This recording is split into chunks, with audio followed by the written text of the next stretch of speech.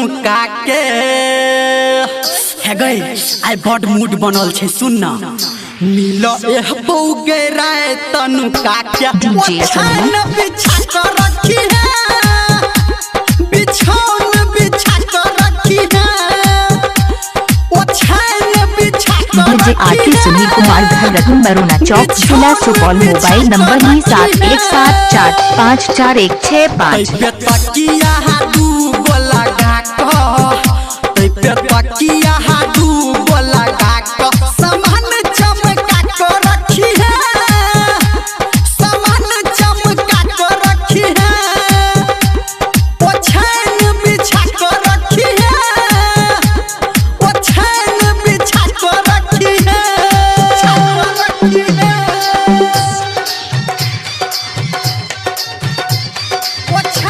DJ RK Sunil Kumar घर रतन बरोना चौक जिला Supaul mobile number ही 7174541665 ठोर में ठोरंगा आँख में काजर लगा को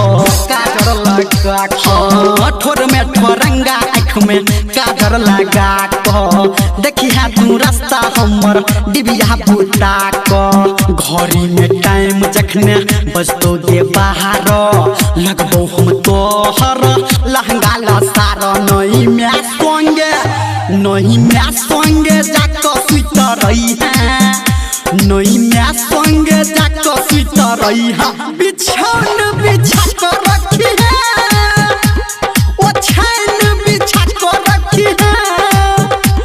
बिछौन बिछा कर रखी है ओछान बिछा कर रखी है डीजे सुनील ओछान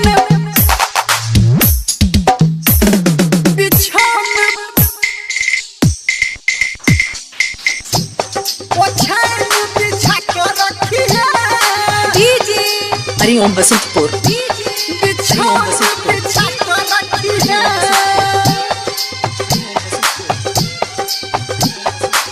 अभी आप सुन रहे हैं सावरिया म्यूजिक। हे गई ओम प्रकाश के रखी है तू मन गई रखी है तू मन हे गई धर्मेंद्र निर्मलिया के रखी है तू मन गई काल से करी है तू लाज शरम गे भैया आ भौजी के खाना खुआ को सबके सुता दी है बात बना को नहीं डीजे सुनील नहीं पे धोखा कर दी है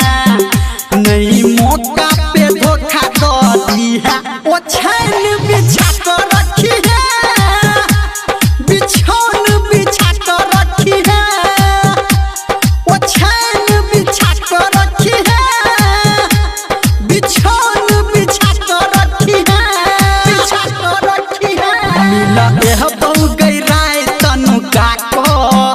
मिला एह बहु गई राय तनु काको ओछान बिछा कर रखी है बिछौन बिछा कर रखी है ओछान बिछा कर रखी है बिछौन बिछा कर रखी है डीजे आरके सुनील कुमार घर रतन बरोना चौक जिला सुपौल मोबाइल नंबर ही 7174541665